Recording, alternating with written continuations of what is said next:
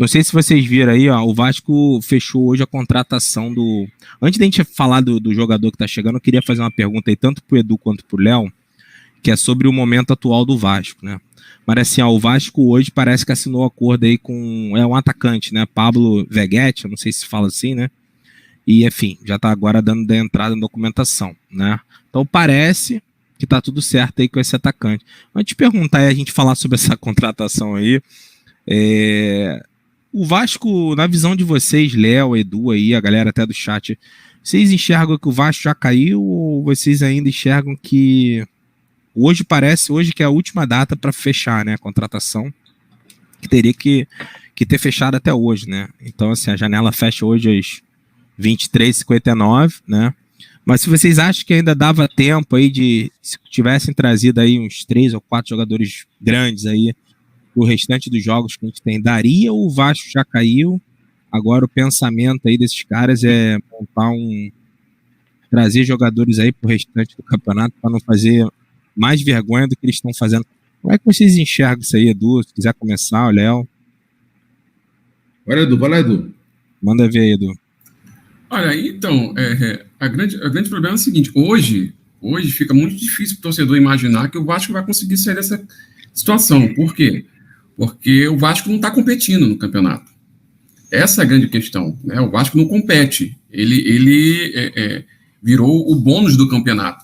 Então, uma coisa é quando você performa de forma satisfatória, mas o resultado não vem.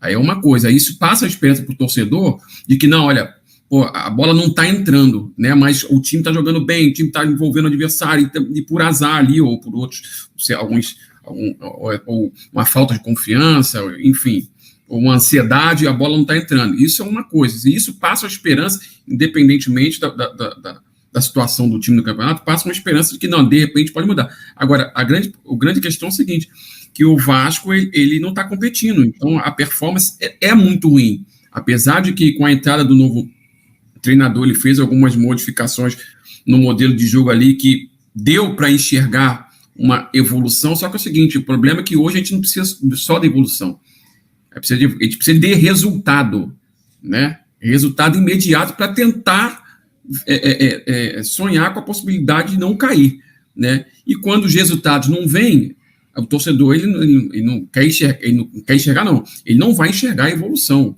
ele não quer saber de evolução, ele quer saber de resultado, que jogue todas as partidas restantes mal, mas ganhando de 1-0, o Vasco sai do rebaixamento. É isso que o torcedor quer, né? Claro que, assim, na minha humilde opinião, o elenco foi muito mal montado, desde o início, muito, muito mal montado, né? Falta de coerência em algumas contratações, né? Enfim. E a performance do Vasco hoje é fruto da péssima montagem do elenco.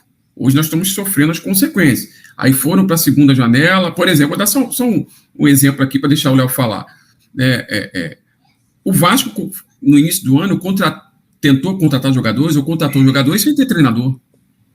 Ou seja, inverte os papéis, né? Inverte os papéis. Porque o ideal é o quê? Primeiro você contrata o treinador, primeiro você define, ó, como que nós queremos que o time jogue. Ah, não, vamos fazer...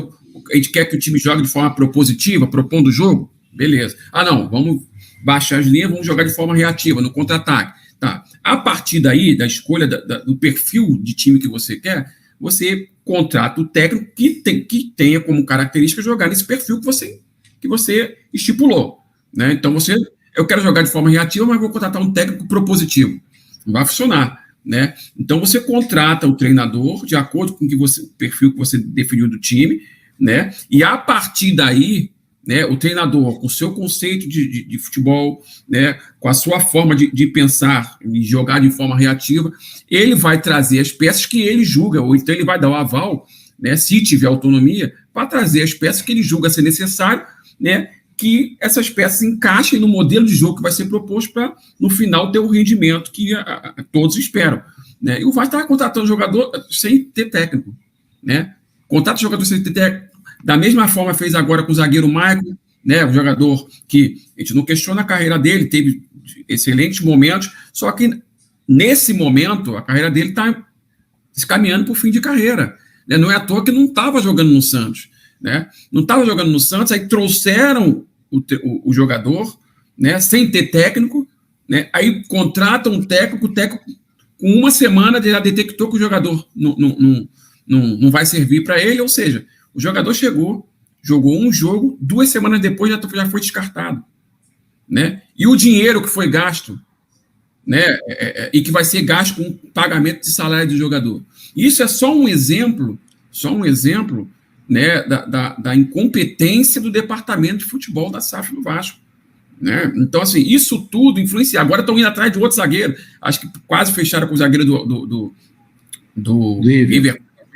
Deu algum problema, parece que estão indo atrás de outro zagueiro. Né? Então, trouxeram o Maicon, né? Trouxeram o Capasso pagando. Né? O Michael, o Ramon Dias já falou que não serve, né? Pois é, cara. Pois é. Aí, quer dizer, aí trouxeram o Capasso. Mas ele já está lá, vai ter que pagar o salário dele até o final do contrato. É isso aí. Ou seja, desperdício de recursos, né? Desperdício de recursos, né? E você aí trouxeram o Capasso, gastaram, sei lá, 5, 6 milhões de reais. É outro que, para estarem no mercado para trazer um zagueiro, é porque ele não convenceu. Se ele não convenceu e mesmo assim pagaram 6 milhões de reais, tem algum problema. Eu acho que o problema está no departamento de futebol da SAF, no setor de análise de desempenho. O scout? É exatamente isso aí.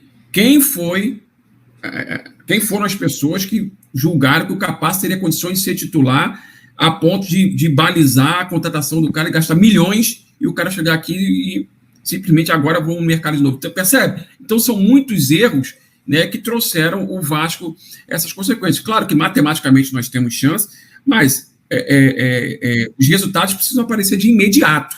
Se não aparecer de imediato, né, o que já fica difícil, o que já está difícil de acreditar numa fuga de rebaixamento fica praticamente impossível.